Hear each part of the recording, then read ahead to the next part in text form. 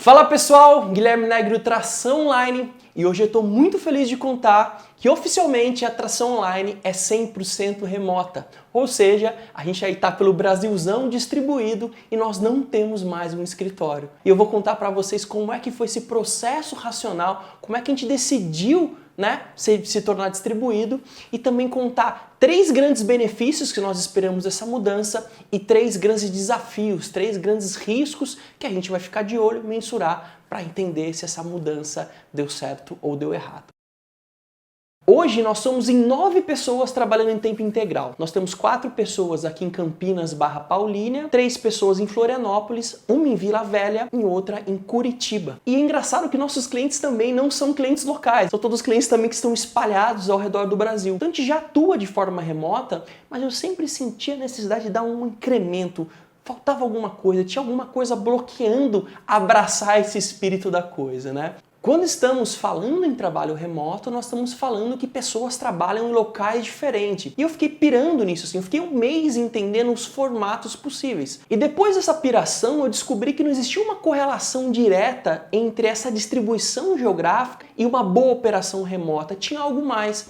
Me perdoe a galera de cultura, de startups, de grandes empresas, eu entendo que cultura é algo muito maior, tá? Mas eu estou emprestando a palavra porque ela define bem que é o padrão de comportamento de uma empresa, que são as diretrizes, né? Então, quando eu tenho uma cultura física, ou seja, com todos os meus processos, o meu ferramental é físico, coloco um time remoto, aquele time remoto vai agir sobre o padrão do físico.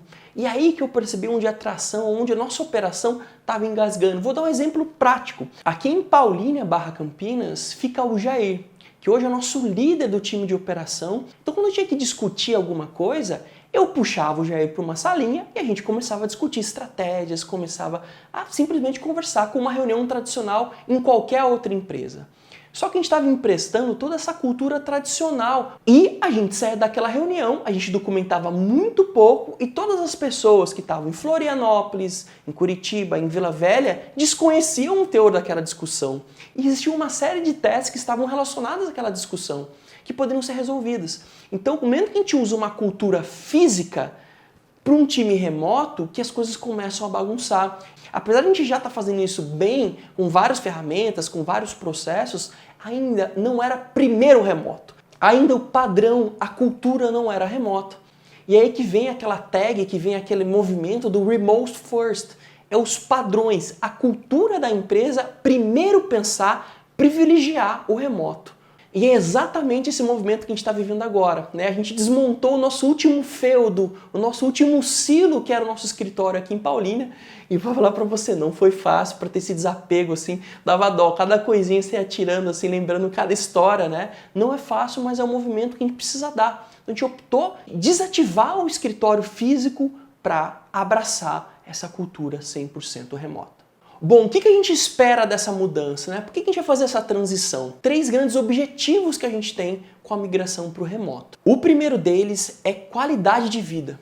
E nós percebemos que muito dos padrões do trabalho físico, ou seja, de se deslocar para o trabalho, trabalhar no mesmo lugar, criam obstáculos para a qualidade de vida. Alguns exemplos, o transporte.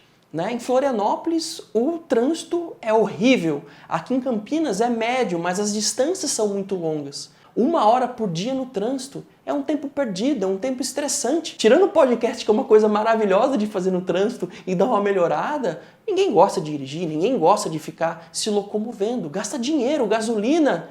Então, se eu tenho a possibilidade de trabalhar do lado da minha casa, no cowork a 2 quadras ou na minha própria casa, eu tenho um incremento absurdamente alto de qualidade de vida. Tem a questão da liberdade.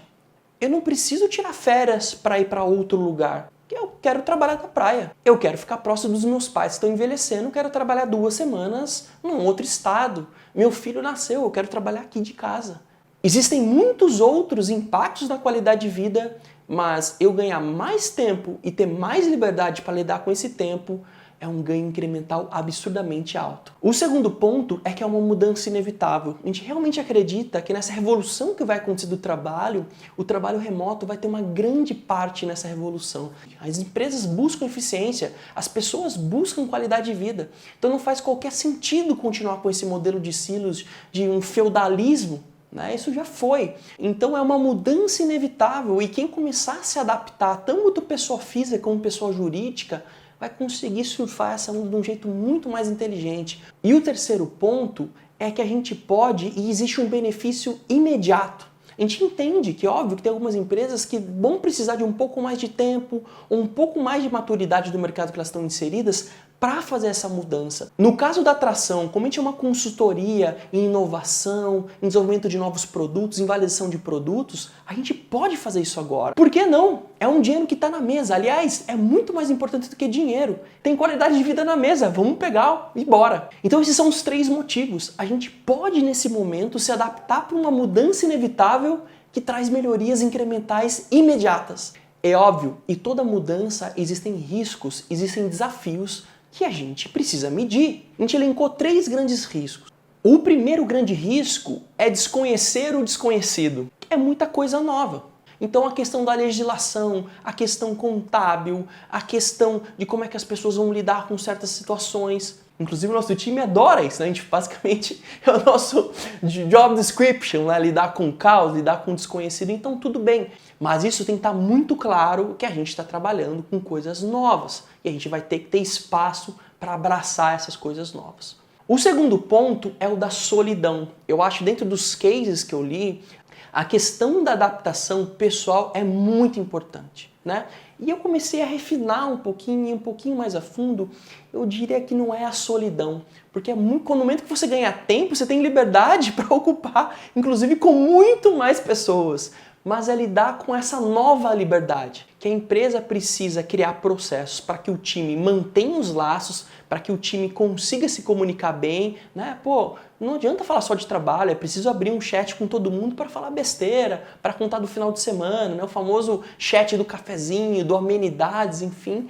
E, ao mesmo tempo, incentivar as pessoas a usarem esse tempo de uma maneira melhor. E nós temos que ficar de olho nisso, especialmente nesse período de adaptação, né? Nós estamos separados, mas nós estamos unidos, nós estamos aqui para se ajudar. E o terceiro desafio é o custo da mudança, o custo do remoto.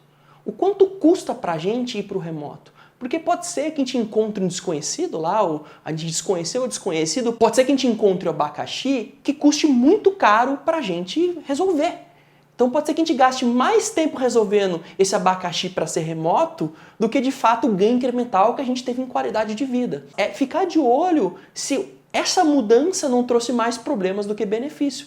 Bom, e é basicamente isso. Imagino que você assistiu até aqui, tem interesse em trabalho remoto como pessoa física ou para sua empresa, né?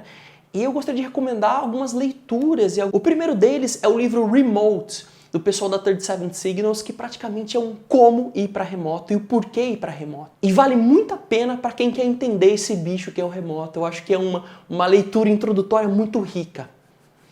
E a segunda dica é uma newsletter semanal do Officeless. É uma newsletter muito interessante que traz o universo do remoto, mas muito tropicalizado, muito falando aqui do Brasil. Então traz perrengues muito reais nosso. O que eu faço com o meu CNPJ? Como é que eu falo para o meu cliente? É muito interessante. Toda semana eles trazem conteúdos muito ricos sobre trabalho remoto e me ajudou muito a desmitificar muitos conceitos que eu tinha do trabalho remoto.